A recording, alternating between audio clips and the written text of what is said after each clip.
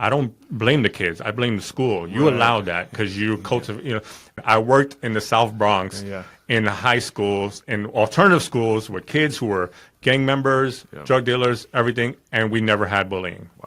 I think there's this big issue of like relevance in education. That's you got to do algebra. What? I don't need this for my life. When am I going to need algebra in my life? And And I remember talking to a kid once and talking about his future. He's like, I don't even know if I'm being around in a few years. And now they had a reason to come to school. Now there was something to look forward to. Right. So you have to create those opportunities, establishing and cultivating a culture in the school, and that's where it all starts. It starts with the educators and administrators cultivating a culture where it's connecting with the kids, caring about the kids, loving the kids, and being there to support them.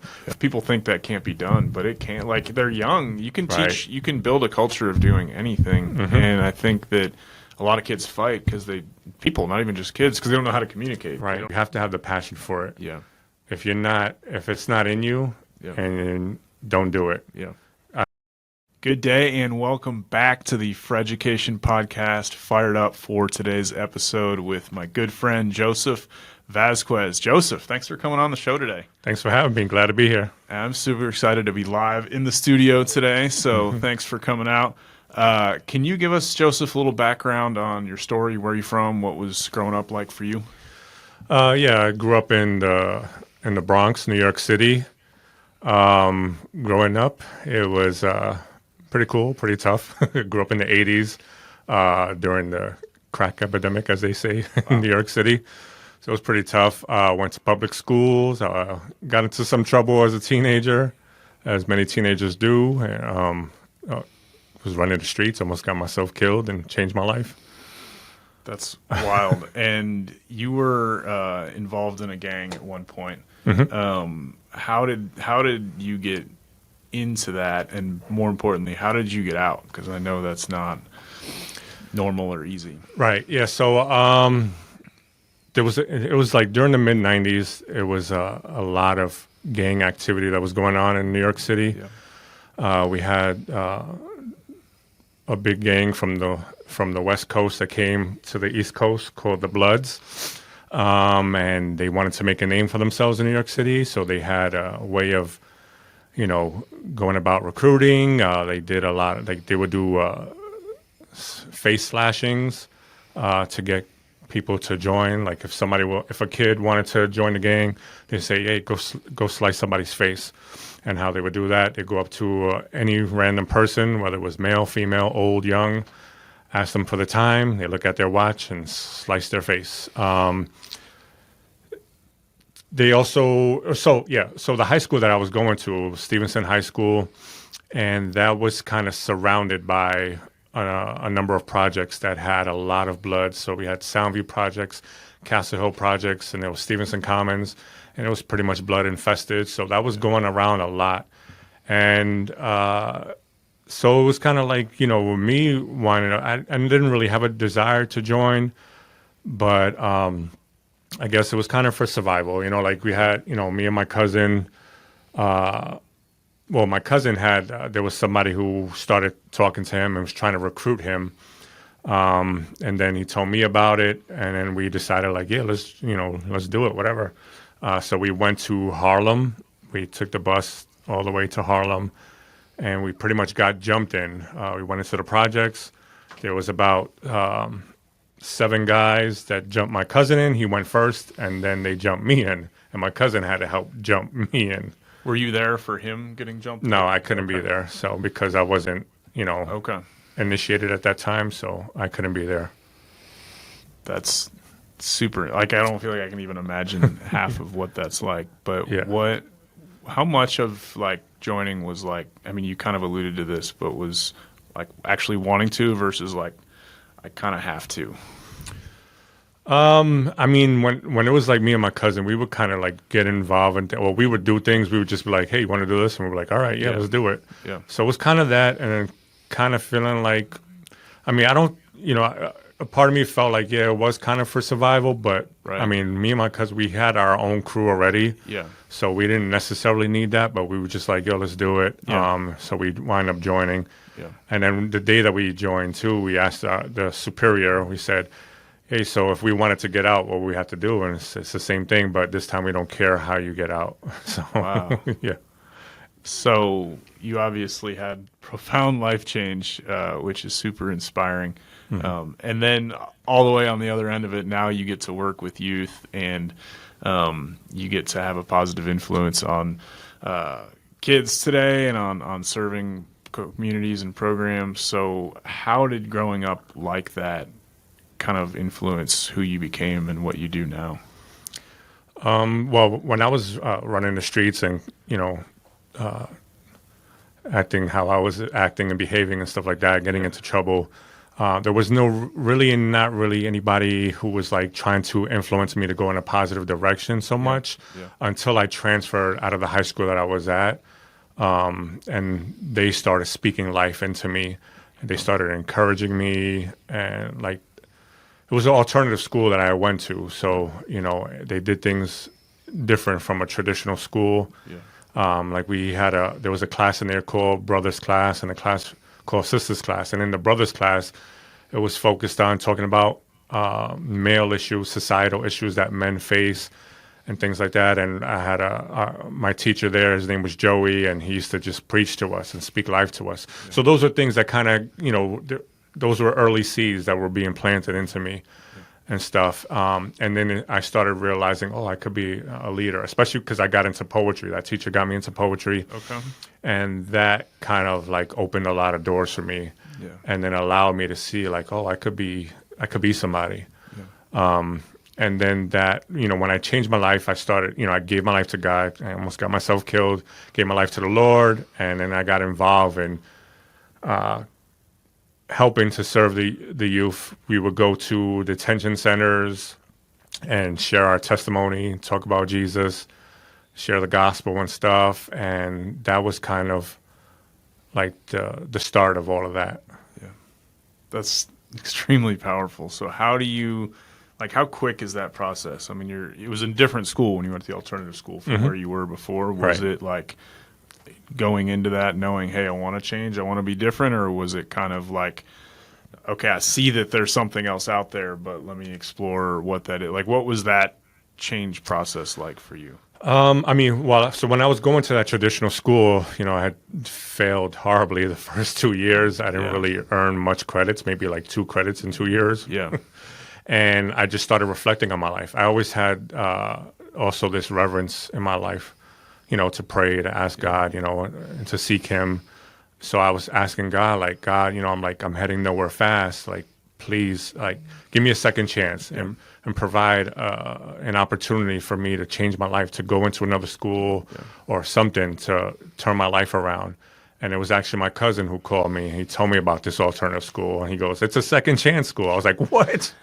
So it was God, like, his hand over my life, So then that's when I transferred and everything like that. So like, I had that desire to want to change, and then as things started falling into place, and I changed my life, then I kind of became a leader and like got involved in student leadership. Yeah. And then I wound up going to college. Like, college wasn't even a thought in my mind. Like, I didn't even think I was going to be alive to see the year 2000. Yeah. I'm aging myself right now. But then, like, the teachers in the school started saying, like, look, you got to apply for college, go to college and stuff. And I didn't, I started feeling like, all right, well, God, if you want me to go to college, you make the way and stuff. And that's how I got into Bible college and no. That's to go. I feel like from being a gang member, getting initiated into going to Bible college is like two totally opposite ends of the spectrum. So props for being in a place in life where you're willing to even make that change. What did people around you feel or experience when they see, hey, you're supposed to be in a gang and now you're going to Bible college? Like, was there any sense of like, who are you now, or how did that go? I mean, there was shock, like people, because people saw me how I was, and then they see me changing my life completely, and it was at first, because like the leader of my gang, he went to school with me. Okay. So that was a little challenging. I was a little scared, I'm like, I didn't want to tell him because, what he had told me when I got initiated and stuff. Yeah. So I was praying to God, like, God, just make a way for me to get out of the gang. So I wasn't so vocal about the change so much. The closer people knew. Yeah. And then one day he came up to me because my cousin he wound up joining the Marines, so he couldn't really be involved in the gang. But he had reached out to our superior and told him to let me out of the gang, and he did. That's kind of, I mean, I don't know gangs that well, but I understand you can't just get out like that. So it's kind of a miracle. Right. So the fact that he was willing to just let me out, he wound up, and I didn't know this till years later because my superior came up to me. He's like, oh, our set, because gangs have, if you have a big gang, you have small sets. He's like, oh, our set is no more. If you don't want to rep it, you don't have to. Or if you want to, rep in another set, it's up to you. And I told him, I was like, I gave my life to the Lord. I go to church now and stuff. And he was like, that's awesome. Keep doing what you're doing. That is probably not the answer you're expecting. Right. That is so cool. A lot of the students and everybody, they were all respected. Everyone was like, oh, that's amazing. That's good. And they saw the change. So everyone encouraged me. Even people who were like street people, they were like, even people in my neighborhood who knew that, they were like, yeah, keep doing that, Joe. And I've had even older guys who were kind of big guys in the streets. They were keep going to church. If you stop going to church, I'm gonna kick your ass. That's a good reason to go. I feel like I want to pause there for a second because I feel like I remember being a kid, and there were so many times where maybe I wanted to do right, or I wanted to follow Jesus, or I wanted to do something that I knew I should do, and I knew even that I wanted to do. But I felt like it wouldn't be socially accepted. Right. And that was nowhere near the extreme of what you went through. But you just said, hey, I'm going to do right, and I'm going to go to church, and I'm going to leave the gang, and, these things at the possible cost of violence or even your life. Right. And you just said it, and it was like people respected it. And I feel like for anybody out there that's kind of like, hey, I want to do right, I want to stop cheating, stop lying, stop being part of XYZ, and I'm just embarrassed. What are people going to think of me? Most people are going to respect that. Yeah. And if they don't respect that, then that's their problem, really. Right. Yeah. But props to you for stepping up and saying that, and that's cool to see how that paid off. Yeah.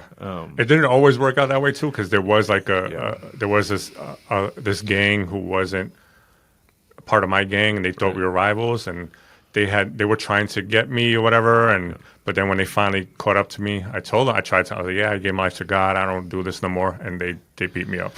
Wow. But I got away, thank God. But yeah. I'm glad you did. So you went to Bible college. Was that close by, or did you move away? It was so people in New York City, when we tend to say anything outside of New York City is upstate. So, even if it's over? Right. Even if it's 10, 15 minutes out of the city, we're like, oh, that's upstate. Yeah. It really isn't. So I went to Nyack. It's in Rockland County. It's probably 2 counties out of the city and stuff. It's it's probably 45 minutes out of the city. Okay. So yeah, it was a great experience going to college for that. So what was it like going from being around gang members to being around people studying the Bible?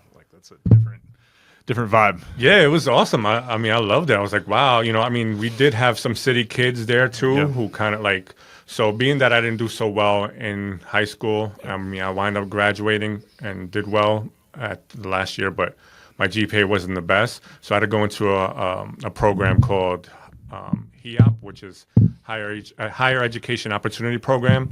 It's for kids who struggle in high school, and they, so you go into a summer program, and it helps to acclimate you into college and the college life and stuff like that. So that was the majority of the kids in those programs were from the city. Okay. So it helped the transition. So it was good. Cool.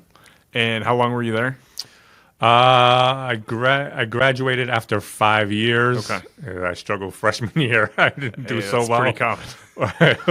I thought I could, get by on the BS that I did in high school. Oh, let me do this. I could do this here and stuff. No, and it didn't work. So I had to, step my game up. So it was a little bit of an adjustment, and I was fooling around. I'm away at college and stuff. So I enjoyed it a little bit too much, but. Yeah. After I graduated, then I worked on campus for a little bit, which a lot of people at that college, we would joke about it behind your diploma is a job application. So I worked there for about a semester or almost a year before I wound up getting a good job in the city. What did you study? I feel like a lot of people that I'm fairly familiar with Bible colleges, but I feel like you think, okay, everybody there is trying to be a pastor. Like, what was your? Did you have a plan for what you want to do, or you just go to college and figure it out? Initially, I was going to study youth ministry. Cool. Then felt like God was directing me elsewhere, so I studied pastoral ministries and Bible. Okay, cool. So yeah. And so you graduate from college, and what was, like, you worked at the school for a little while, but what was next after that? Then I started feeling like a little stuck and like not knowing where to go. I was like, waiting for some direction. Yeah. And then my pastor's son was working for a nonprofit organization. He said, hey, reach out to me, send me your resume, and we'll see if you can work it out. And then that's how I got my first job as a peer educator. Okay. At a high school in the South Bronx. Cool. And that was like, I felt like I wasn't qualified. Yeah. I had to basically create a curriculum when I had never done that. This was my first job out of college. So I basically had to come up with a curriculum for the ninth graders, because the peer education class in the past, before me, there was like, they would, do some life skills or maybe some, sex ed or different kinds of education and stuff like that, on kind of helping the kids to acclimate themselves to high school. What I wound up doing is I had the kids create a portfolio, identity portfolio. They did a family tree. They did a neighborhood map of their neighborhood to kind of like get a sense of who they are. Yeah. And then, did some different things, and also had to get them to start thinking about college too. Even though it was just ninth grade, we wanted to plant that, because in the neighborhoods where we come from, where I grew up in, we didn't, college wasn't an option. Kids weren't going to college. They weren't thinking about college. No. It wasn't on the radar. Right. It wasn't in my radar. Right. So we wanted to plant the seeds early. Yep. So that was it wound up being a tremendous experience. And then I wound up getting promoted into another position where I was able to help start a new alternative school. That's awesome. And props for, I think a lot of teachers, like you said, it was, you kind of got thrown in and you got to build this curriculum, which is ridiculous when you think about it from the big picture, like for a new college grad to come in, never worked in a school, and hey, here's the keys, good luck. Right. But unfortunately, that's actually super common. Like, having been in education for so long, that's common for teachers to walk into a classroom and it's like, good luck, go get them. And even assistant principals and principals, here's the school, it's kind of in bad shape, go fix it, and it's kind of like, good luck. And I think a lot of people get there and it's like, I guess this isn't for me. And you figured it out, and you made it something that sounds like it was life-changing for students. So how do you go from that to, like, you end up starting alternative schools or alternative school programs? Yeah. Like, what's the path, and what was inspiration there? So that nonprofit organization I was working for, that my friend had helped me to get into, they had a partnership with the Department of Education, right? So they would partner up, and they did so well that the DOE would just reach out to them like, hey, wow, you guys did great over here, start this other school. So, so I wound up being told about this opportunity, like, hey, we're about to open up a transfer school, and this is what it's going to look like. So I was part of the planning, a little bit of the planning team. The planning was kind of going on before I was there, but when I came on, I was helping with planning to help create, the culture, what the school would look like, how it would run and function. So we served overage, undercredited youth. Yeah. And I became a student advisor. Cool. So that kind of helped. So we went. It was a model called the primary support model, where, you have a school staff, that partners with this CBO, community-based organization, and it allows the teachers to focus on just the academic portion, because as someone I'm sure you're an educator, the many hats that teachers have to wear. There's so much, you got kids coming in with struggles, personal problems at home, things that's going on in their lives, mental health issues, all kinds of stuff, dealing with bullying. So we came in as a student advisor. We were kind of counselors and to help them anytime there was like behavioral issues, we'd pull them out, like have some conversation with them, and we helped them to, kind of regain their focus. If kids, miss school, we would do phone calls, we would do home visits. We also did classes with them like twice a week. We would teach them life skills. We also had a component for college where we had a college advisor. Okay. We do, college trips and all kinds of stuff like that. So it was, again, taking kids who were coming out of traditional schools, not doing well, and we would help to like refocus them and help them to catch up and get back on track. That's beautiful. I feel like there's so much need there.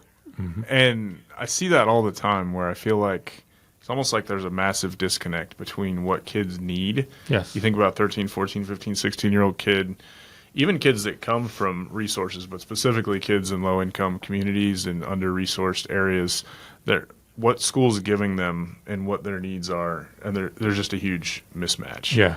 And so what do you think are the needs that these kids have that schools just either aren't equipped to meet, or they're just not meeting, or they're just stuck in teaching ways from 50 years ago? Like, right.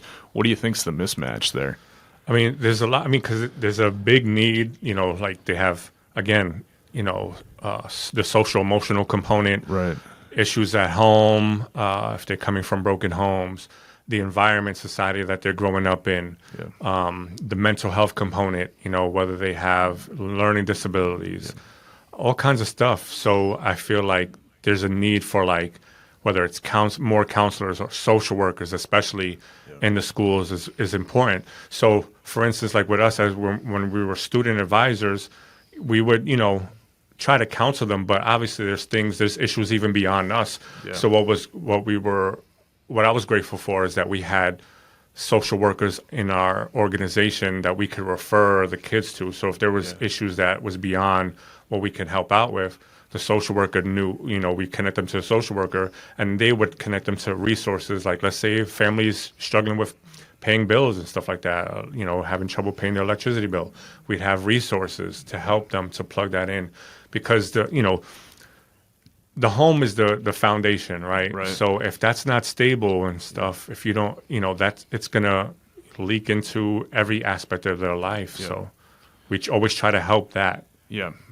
I think there's this big issue of like relevance in education that's a huge struggle. Like if you're 14, 15, 16, your family's maybe struggling or broken, or your finances are tight or not there at all, and you go to school and it's like, hey, we're going to write this 5-paragraph essay, or we're going to talk about these careers 10 years, 20 years. Like if you do good now, maybe you'll have a successful life in 10 or 20 years. And I remember talking to a kid once and talking about his future. He's like, I don't even know if I'm being around in a few years. And you kind of mentioned that too. And I think there's so many immediate needs. Yes.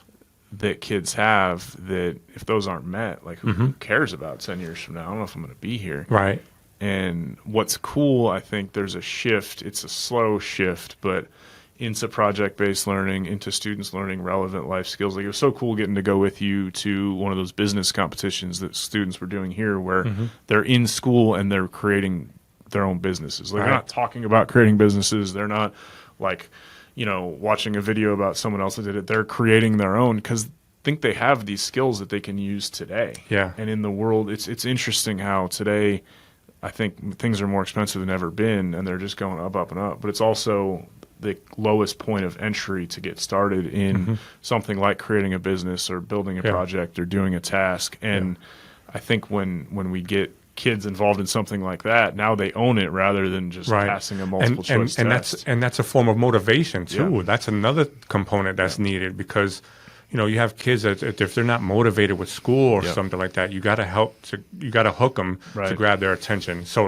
there was a program that I wound up working with, and I had got another promotion. It was called Learning to Work. It's a Learning to Work program, and it was a grant that helped us we would create partnerships with different businesses, small businesses, and I would send students to be interns. So they will work at a business.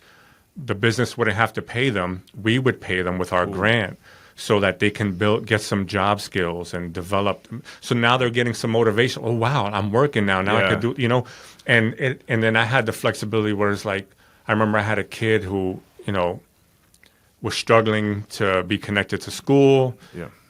Didn't really want to work the internships that, was available. So I created a job. So the kid liked to draw. Yeah. So I said, okay, you're going to work for me, and you're going to, they wound up creating a comic book for the school. That's awesome. And that kept them engaged. Now they had a reason to come to school. Now there was something to look forward to. Right. So you have to create those opportunities where it's like it's going to keep them engaged and like, wow, I have a reason to come to school now, right? So you hear a lot of kids that come in like, oh, you got to do algebra. What? I don't need this for my life. When am I going to need algebra in my life? And not to knock on algebra. Oh, sorry for all the mathematicians out there. It's all great. God bless you guys. But for some kids, it's just like it's not. They don't see the reason and the value in that. But if you can hook them somehow and some other opportunities, they'll tolerate those other things that they don't really want to do. Right, 100%. And I think even when you're teaching algebra, like if you're just teaching equations are important, but if they don't know why they're doing the equation, if you can hook it into like, well, if you're into shopping and there's this deal and whatever, like making it relevant is just so key. Yeah. But also what you're talking about is I think there's just in life, in anybody, giving dignity and giving purpose. I think so many kids are from day one, they get to school, they're yelled at, they're told they're not smart, they're told they're written off kind of. Yeah, and you talk too much, that's a bad thing. And it's like talking, like that's what we're doing. Like being able to be a good communicator is like one of the best skills you can possibly have. Yeah. And you're pushed down from day one. You're not smart enough. You can't sit still. You talk too much. And you kind of taught school's not a place for you. But when you're given a purpose and a dignity, it's like you've got a task and purpose. And kids were built to create. Like there's just not to just sit there, like the sit and get isn't working. It's, hey, you actually provide value. And when they live into that, they start to flourish. It's funny you say that because when I was an advisor, we had our advisory class, and I remember I had students sometimes that they'll be all loud and they're kind of obnoxious, and they'll have the attention of the whole class, right? So I would just say, hey, you want to run this discussion? And I'd give them the paper, like, hey, lead this discussion, and they will light up and forget it. They feel like $1 million. They feel like they're a teacher, like, all right, we're going to, and they have everybody just quiet because they're the ones who can capture, they're the leaders. So it's like, and that's what I will always try to do. And I would even tell other educators, like, you get that kid to harness that energy into something positive, they'll do amazing. And I would even tell that to the kids too. Like I've had students who were, they were in gangs or they were selling drugs. I'm like, you take that spirit of, hustling spirit and you put that into something positive, you'll do amazing. And I was able to see a lot of kids turn their lives around, and they did amazing things using that same energy in a positive realm. It's so cool to see that. I mean, I think about my last year teaching, I taught an entrepreneurship class, and it was so fun. It was so cool. But the kid, even in that, what I taught was career and technical education. And the kid that does well there is typically not the traditional, like, valedictorian, kid that gets the straight A's. But it's like the kid that's loud and gets in trouble in all their classes. But they're usually great entrepreneurs because they like to talk to everybody. The kid that can't sit still and has ADD, that can't read chapter 1 of the book, like, because they can't sit down long enough to read it. Right. But that's the kid that's shaking everybody's hands and thinking of ideas and doing this and that. And those are skills that in school you're kind of told that, they're bad, but in life they're super important. And so to be able to start teaching these kids, hey, you do have value, you do have something to bring to the table. Yes. But maybe it hasn't worked well in your social studies class. Right. But that doesn't mean that there's not a future for you. Yeah, and I think it starts with us changing our perspective of the kids and our approach, and realizing that, all right, maybe I got to change my approach. For instance, like, again, when I started out as a student advisor, it was we were in charge of giving the students their grades and their attendance, right? So I remember the first time I'm looking at the grades, I'm like, I'm highlighting everywhere where they failed, looking at their attendance, and then my director, who was also a social worker, she's like, Joseph, you think they don't know that they're failing? That's why they're here, because they struggle with that, because there was a time also I was frustrated with one of my kids, I'm like, man, he has like 30 absences. How many absences did he have last year? Look at the record. Like 70, 80. That's an improvement, Joseph. Oh, you're right. So now I'm starting to, accentuate the positive. That's kind of a model that we follow. It's called Youth Development Institute that we had followed up in New York. And it's accentuating all the positives. So any little thing any little progress, highlight that, where they're doing well, highlight it. Oh, you were absent 70 times last year. You're at 30 now. That's an improvement. Massive good job. Improvement. Yeah, more than 50% increase. Right. Yeah, so good job on that. And they're like, and they're shocked, Right. So when you're able to help them to identify improvements or good that's in them, then they'll take off and they'll excel. That's powerful. That's great. So eventually you became a juvenile probation officer. Yes. Right. So how did that happen? Well, wound up moving down here, down to Florida with my family. Yeah. First, I was working for like a workforce program for teens. I did that for about a year, and then I guess the program had lost funding. Okay. So I was like a little unemployed or whatever, and I was looking around, and I saw the opportunity to become a juvenile probation officer. I had applied for it, and it's a long process, so I wound up applying for another job. I worked for Kaplan University as a admissions counselor, and did that for a little bit, but then I wound up finding out that I got accepted to, had done the interview, and I wound up getting accepted to continue the process, the hiring process, to be a juvenile probation officer.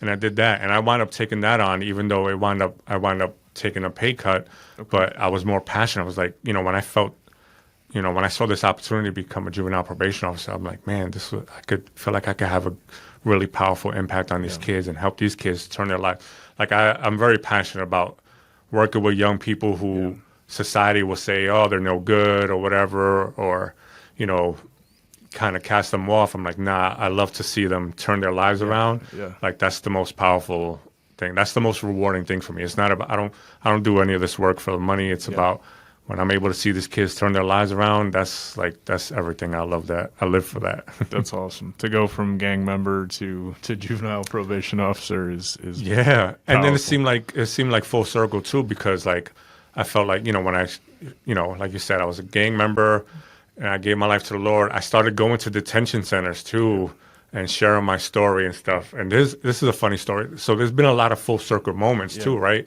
So like when when I went to go get initiated into a gang, I was, me and my cousin, we had to go meet up with the guy who was going to take us to go get initiated. We were in, it's a street called 3rd Avenue. It's like a lot of stores and stuff. There was a clothing store there. It's called Dr. J's. We were standing in front of Dr. J's waiting for them to come pick us up and then go. When I wound up starting the job as a peer educator, on my lunch break, I'm talking on the phone with my friend. I'm in a tie. I wind up on 3rd Avenue, and then I wind up in front of that department store like, oh, my God, like, this is crazy. Like, I stood here waiting to go get initiated to a gang. Yeah. Now I'm standing here as an educator on my first day of work, So all these full circle moments, right? And then going to, to the detention centers, sharing my story, and then wind up as a juvenile probation officer is like crazy. That's beautiful. I feel like that's one of those moments God just looked down and was like, I orchestrated all this. Right, yeah. So how much do you feel like you having been where a lot of these kids have been helps you to connect and make an impact and make change when you get to share your story and be part of that mentorship process? I think it helps me to understand them and have more empathy towards them. Yeah. So it's easy to say like when I started as an educator, as a peer educator, when I became actually a student advisor, I was like, I could share my story. They could hear me and all this stuff, whatever. And I remember getting challenged by one of my supervisors, like, no, don't share your stories. It's not about you, Joseph. It's about them. Like, why you got to be so quick, Yeah. Keep the focus on. So that humbled me a lot because I feel like even in churches, they always quit to say, share your testimony, see what the Lord is like, which is good. It has its place. For sure. But the focus has to be on who you're serving. That's cool. So that's something that I learned. It was like, it's not about necessarily sharing, I've been there and done that, because every person is different, right? So me and you, we can have an experience in life that we've both gone through it, but you may have handled it different than how I handle it. Yeah. Or maybe I didn't handle it as well as you handle it, whether it's challenges or something like that. Right. Everyone is different. So you can't just say like, put a blanket statement out there. It's like, yeah, we've all been through this. We can all get, right. Because then like if I say, let's say you're my student or you're my kid on probation. Yeah. And I say to you, oh, you're going through some hard times at home. I've had hard times at home too. You'll be all right. Oh, your dad was this on whatever. My dad was tough on me. Yeah. Now I'm minimizing your feelings and like where you're at right now. So it's like, no, I can empathize with you. I'm sorry you're going through that. It's tough. I can imagine that because I've been there, but so I can empathize with what you're feeling. It's hard. You probably feel like, man, I'm never going to get out of this. Yeah. How can I get out of this? Seems hopeless. Yeah. You can connect with them on that level. And I think that's more powerful than saying, yeah, you'll be all right. I made it. So I made it too. Yeah. And I think people should never do that. That's really good because I think it's easy to slip into that thinking, oh, right. I'm doing them a favor when what you're pointing out is like, if you do that, you're making it about you. It's like, hey, well, look how awesome I am. I went through tougher and I made it, so you should too. I mean, you're kind of indirectly saying that, and that's a great reminder with empathy to bring it back to the person. And they're in it right now, and hopefully they'll get through it, but meeting them where they're at is because I mean, like teenagers, when you're a teenager, you tend to feel like, there's hardships that you go through, but then as a teenager, everything is like kind of over amplified too, in some ways. Yeah. But you don't want to say that to them or whatever too, like like, oh yeah, you'll be fine. It's no big deal. Like no, in 20 years you'll laugh. It's like, well, it matters now. Now, right? And when you're younger, like I think about that with like a little kid, like you think, well, for you, for us, 4 years of life is like 10% of life, So it's like, all right, in 4 years, life's going to be better. But you think about like an 8-year-old or a 12-year-old, that's half or a third of your life. Right. That's eternity. Yes. It's such a long time. And so I think you can't help people see what's ahead without stopping and saying, this is where you're at right now. I see that. Yeah. That's you can definitely get to, help them to see that there is hope and stuff like that, but you empathize with where they're at right now, if they're in the struggle or whatever. But then also something that I learned too when I worked up north is,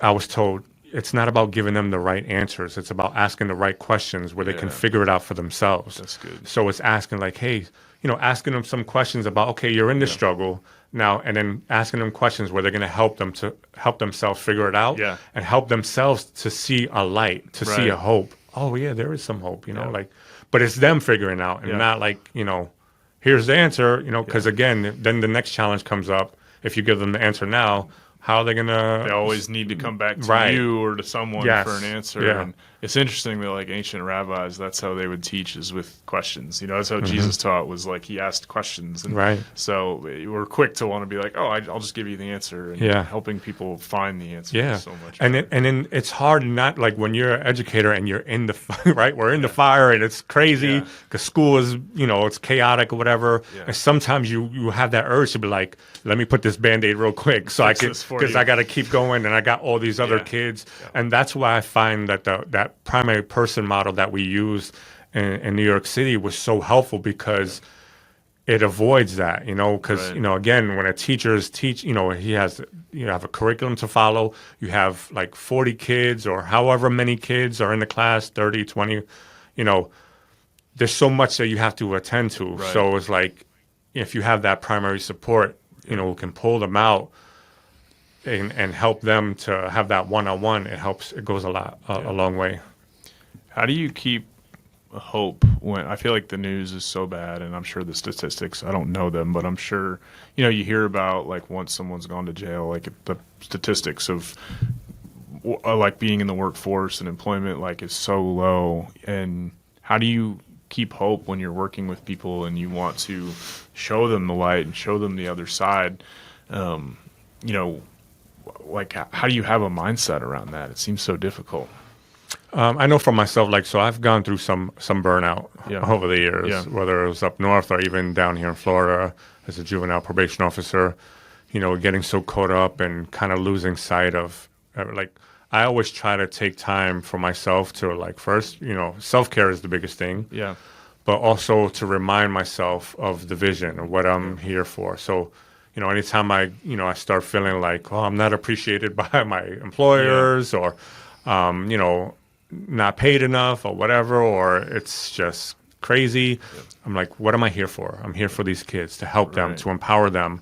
That always helps me to refocus myself. I think also connecting with like-minded individuals who are in this work. When you're able to, anytime, like, I don't care how long I've been doing this, working with young people as educator or in the, in the juvenile justice system, when I'm connecting with people who, whether they've done it longer than me or who have that passion, that gives me that fires me up. Like, man, yes, go, and like, that helps me to, to stay positive, to, be hopeful and stuff. And then when you see these kids, when you're able to see them turn their lives around, whether it's one kid out of 100, that makes all the difference in the world too for me. I imagine you get a success story or something from one kid, and that really fuels you to keep going. Yeah, absolutely. I mean, when I was a juvenile probation officer, I remember I got this one girl on my caseload. Everyone was like, Joseph, get ready, Joseph. They said she cursed out the judge, she cursed out her lawyer, she cursed out probation officers, supervisors, everyone she's cursed out. So just get ready, Joseph.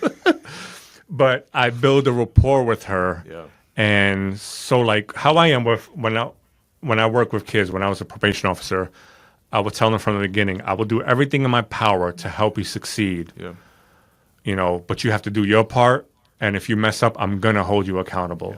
And when you're upfront from the beginning and you're genuine, that goes a long way. When you try to be their friend and like, oh, yeah, we're buddy and stuff. Oh, yeah. And then, you don't hold them accountable. But then time goes on and then you try to hold them accountable. They're going to look at you like, what? Are you serious? Like, now you want to hold me accountable? Like, you look fake now. So I was always, so with her, I was very consistent and I was always upfront with her. I say, hey, come on. And just always trying to show her the positive, always trying to get her to, keep her focus. And she wound up doing amazing. She wound up graduating high school. She got herself a job. I believe she went to college as well. So she had gotten herself on that track where she was self-motivated. And once she got herself focused, there was no stopping her. Everyone, and there was times where, there was some discouraging moments, right, where I tried to submit for her termination to the courts and they denied it. Wow. And she got so angry, and I said, look, you've come this far. Keep at it. You're going to get it. I'll keep submitting it, and eventually they're going to, successfully terminate you. And they did, and she got off probation, and stories like that are just so amazing. It's like, yes, this is what it's all about. This is what I do this for. Sometimes just having someone that's an advocate for you, right? On your corner, because it seems like the whole world's against you. Yes, and when they know, they'll know when you're really genuine and you're really on their side, because they'll see it in your actions, they'll see it in your conversation and stuff like that. She never cursed at me. She cursed in my presence, but she didn't curse at me. That's a great clarification. Right. And I think, you look at some kids like this and you think they're hopeless, or you think, they'll never turn around. And what's cool is sometimes when usually you got to grab the heart. It's not, you can't just fix the actions. But I think then sometimes those are the ones that go full, like they've had all this energy, it's just going in the wrong direction. And if you channel it, now they use all that energy in the other direction, and they're such a force for good after. Yeah. And I think, again, with my story, it helps me to empathize, because that, like, I'm able to say no and have the patience to say, they may be going in this direction, it may look ugly, it may look bad, but they can turn it around. Right? I did it, and that's why I could say in myself to help me with my patience for them. Like when I was a teenager, my father called me the disgrace of the family. Like I was no good. Like no one thought nothing of me. No one said this guy has potential. They didn't think of that. So, and if I was able to turn around and become a leader and do good stuff for young people, then I can have that understanding with young people. Like, they may be going the wrong route, but knowing too also that these seeds that I'm planting, I may not see the fruit of it right now, but I know it's gonna come out for one way or another. I may not even see it. The kid may go on, and because I've had students too, when I was working in the schools, we wound up having to discharge them from school. Oh, wow. And then years later, they come back and reach out to me like, Joe, I got my GED. Joe, I had a kid too, like, she wound up graduating when we were in the school when I was her advisor. Yeah. But she was one of the most rowdiest kids. She was like turned up. Like she would turn it up.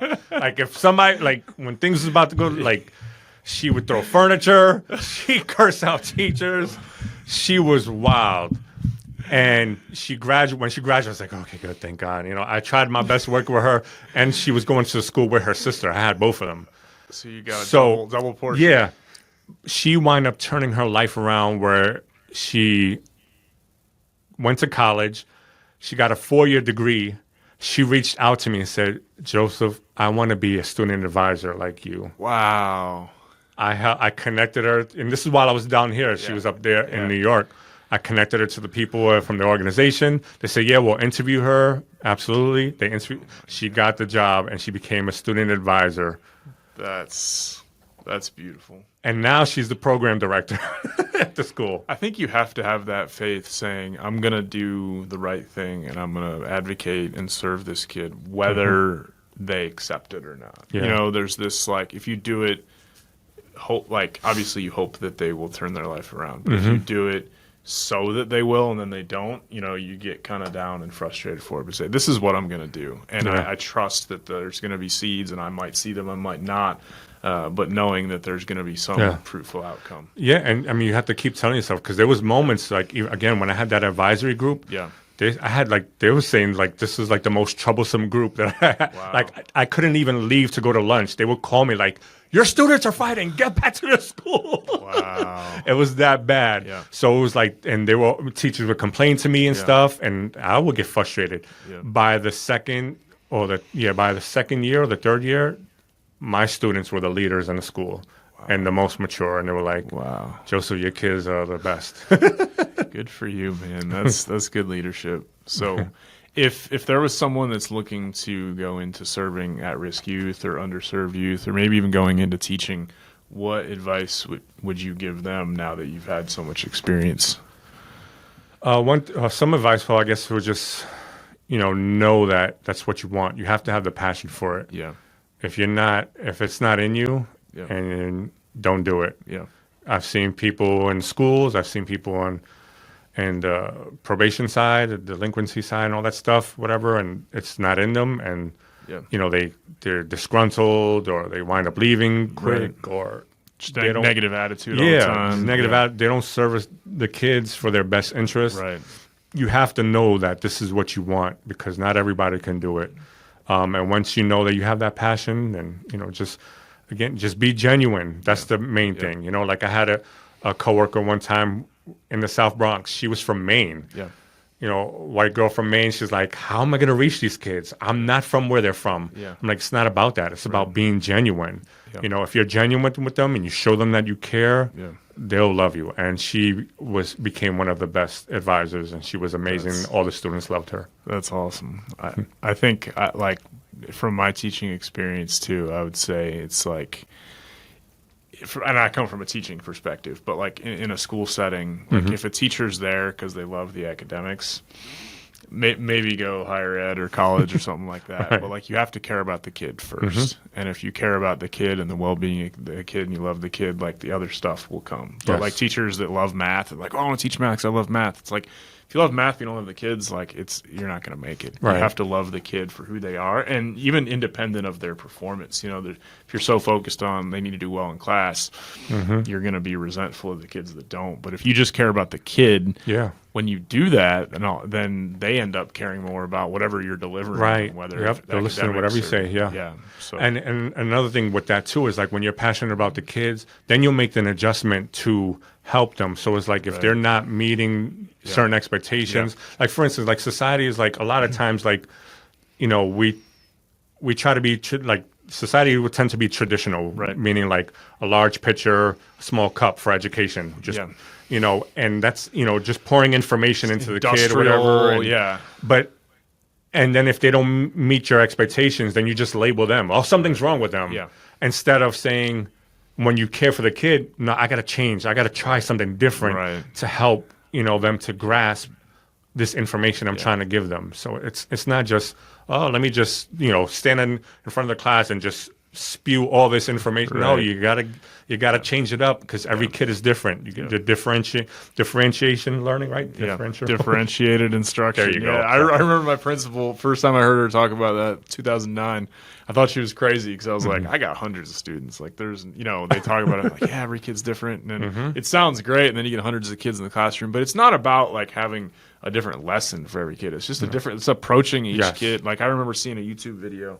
I'll link to it because it is powerful. There was an elementary school teacher in North Carolina, and he had a secret handshake for every kid on their way into the door every day. And it would take 5 or 10 minutes for all the kids to get in. And I think somebody that's focused on pure academics would be like, oh, what a waste of time. And it's just like that investment of that relationship, whatever it looks like. For them, it was the handshake, secret handshake. But whatever investment you spend in the time, even if you have less academic time after that, it's so much more productive, because now they're engaged and they're involved. Like, I was taught early on, first week of school, no academics, like, just get to know, I want to know everybody's name. Like, I'm not going to teach you anything till I know your name. And, there's a lot of schools I worked in where they're like, you're doing academics day one. Like, we can't miss a minute. It's like, well, sure, you can pack it up with academics, but if they don't know that you care, like, they're not listening or engaged. So it doesn't matter how much time you spend.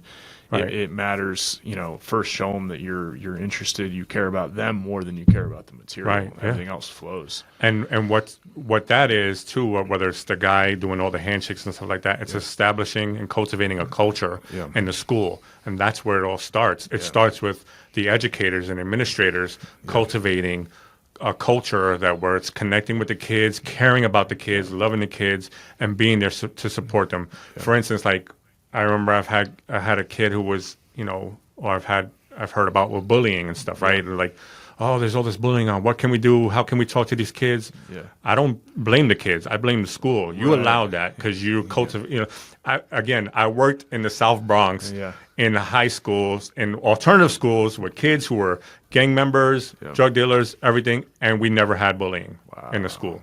We had a lot of fights, but we cultivated a culture in where it's like, so if two kids had a fight, we'd pull them in, we'd mediate, we'd talk it out, and they would work it out.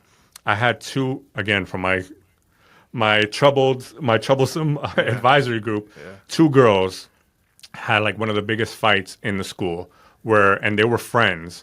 And this one girl grabbed the other girl's hair so tight that it caused her own hands to bleed, right? So after the fight, her friends pull her into a classroom and say, no, you guys need to work this out. Because we cultivated that culture. Teaching them how to communicate. Yes. And teaching them how to, advocate for themselves and mediate themselves. So again, you implement that culture in the school, the kids are going to buy into it, and they'll take it on and do amazing things themselves with that. That's beautiful. I love that. And I think people think that can't be done, but it can. Like, they're young. You can teach, you can build a culture of doing anything. And I think that a lot of kids fight because people, not even just kids, because they don't know how to communicate. They don't know how to get the words out. So I'm just going to be physical. So want to switch gears a little bit, because I know our time is short, and I know you do poetry and you've got a new podcast. Would you share a little bit about what you're starting? Yes. So a couple of friends and myself were launching a podcast called Freducation. For those of you who don't know, I'm half Puerto Rican. Sir. I grew up in a Puerto Rican household, and I love Puerto Rican history. So we just want to, we're going to highlight history of Puerto Rico and being Puerto Rican, especially in the diaspora in New York City. We're going to talk about, the struggles that was going on in Puerto Rico that caused migrations to the States, and then even with struggles that was going on in the States, like in inner cities like New York City and the Bronx and stuff like that, and talk about the beauty of the art, the resistance, the empowerment that came from that struggle. So like, for instance, in the 60s and the 70s, there was a time where it was called, that people were saying the Bronx is burning, which is a whole story I can get into. I won't get into. But basically, there was slumlords burning their own buildings down for the insurance money, and these were in inner city places like where blacks and Latinos were living, you know. But from all that, beautiful things came out, whether it was hip hop, salsa, you know, the Nuyorican movement, poetry movement, and all that stuff that came forth from that. And I kind of want to highlight that because it's a beautiful thing. And then because Puerto Rican history is important, it's part of American history. And yeah, I just want to, I feel like we need to highlight a lot of history that's not shown and not known in society. Yeah, I love that because it's not, I mean, it's not taught in most places. Like even here in Orange County now, last I knew of 23 high schools, 2 of them teach African American history, which means 21 are not. Right. How important is it for people to learn their own history and the history of, you know, maybe they're not Puerto Rican, but still learning the history? Like how important is that for everybody, but also for learning your own story and background? Absolutely. Yep. So if people want to follow you or they want to learn more about your podcast, where do they go? You can look us up on, we're on Instagram, TikTok, the Historican Podcast. Yeah, you just find awesome social media. I'll link all that in the description so you guys can go check it out. Joseph, thanks for your time today. Thanks for jumping in, coming to the studio. Yes, it is thanks a for having joy, me. and I look forward to maybe doing a sequel. Yes, sir. Awesome. All right. Thanks, everyone.